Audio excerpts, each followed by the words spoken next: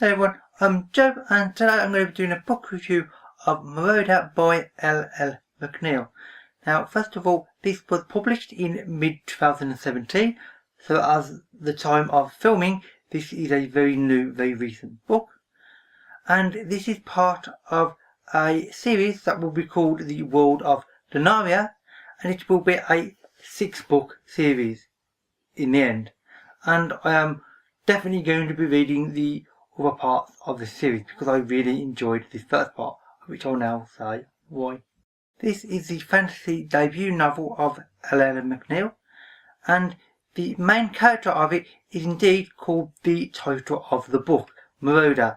She is a young woman, and at the start of the book you're introduced to her by her being arrested and her being flung into a prison cell, which is frankly a nice dramatic start. Now, you also very quickly, within the same few pages, get to know her cellmates as well, who are rather interesting, I should say. One of them is the captain of a skyship which flies through the air, and skyships are a big thing in this world. And the other is a non-human but a humanoid species, and this species is frankly feared by pretty much everybody else because it is a somewhat dangerous species, so to speak, compared to the others, for reasons I'm not going to go into, but suffice to say, even Moroda's wary of this character, and for good reason, because they are dangerous, although they can be perfectly okay at times, depending on what else is happening at the time. Moroda does not spend very long in prison, unsurprisingly, because there's not much you can do in a prison, as far as the book is concerned. She gets help to be released by her sister Erin, also along with her two rather unusual cellmates. Now, after she is released from prison, she wants to escape the city. This is obviously made more important because just after she escapes from prison, a dragon starts to attack the city. And dragons are obviously not generally a good thing and not well liked because they're normally seen flying around in the sky in the distance, and they're not normally aggressive towards people unless you get like right close to them.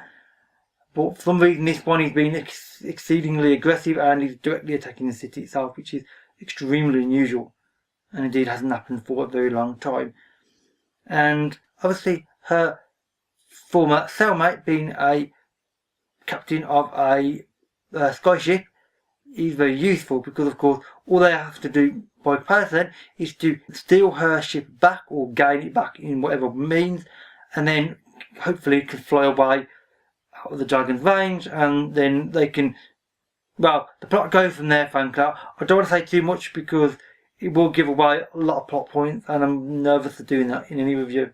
But it escalates basically. It starts off with a relatively simple imprisonment of a character, then it quickly escalates into dragon attacks, and then it turns into there are fights between dragons and airships, and fights on land with things. There are shapeshifters. There are quite reflective scenes where characters are just talking and you get to learn about them as a person. There are big action scenes, obviously, and there's a mix of everything in between. Frankly, it's this combination of big scenes, small scenes, and the sort of hybrid scenes in between I really liked and I really enjoyed. Frankly, it was really well done in the book. Now, being on board an airship means they have a good ability to travel around the world fairly well, and there to be some really interesting world building. And indeed, that is what I really enjoyed about the book, because some of the areas that they go to, well, most of them, you could say they are almost stereotypical, they sort of follow certain tropes, I suppose you could say. But not exactly, because yes, the basic idea may be a certain type. You may have the sort of desert type city, you may have this other type of location. But frankly, at this point, with so many books out in the world, how can you not have a somewhat stereotypical location? However, L.L. McNeil managed to definitely stamp her own viewpoint and her own sense of style on each of these locations. They're not just a cutout of that location.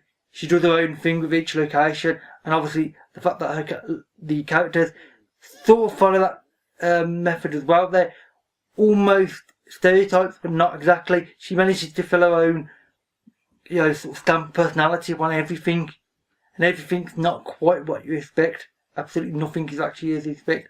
And that interaction between characters, world, setting, plot, and that sort of individual stamp on it is really nice to see. And frankly, I really enjoyed this book because of all that combined. It's just a really nice book to read.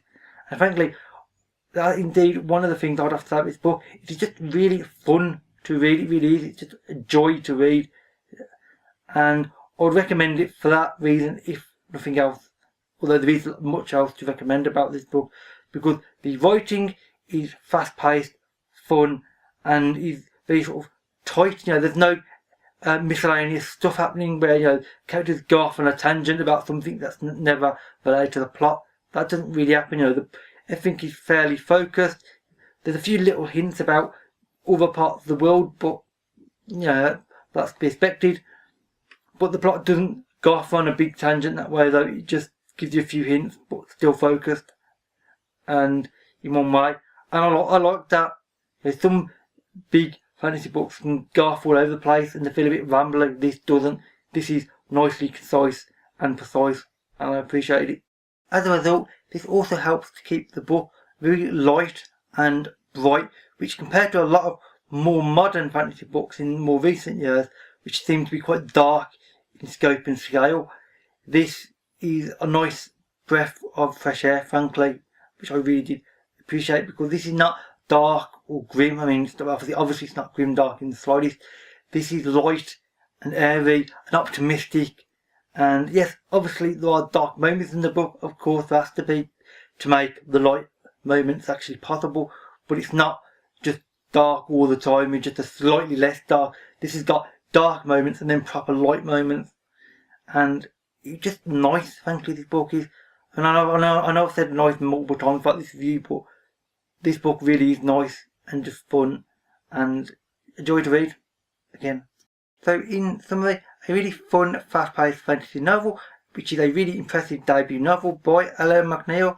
I will indeed be reading the sequels to this in the future whenever they are released, hopefully sooner rather than later, but obviously that's dependent on the author.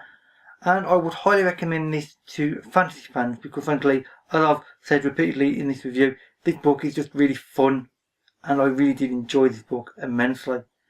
Anyway, but that said, that is it for this review. So if you've read this, or if I've made you interested to read this, then please leave a comment and we can have a conversation.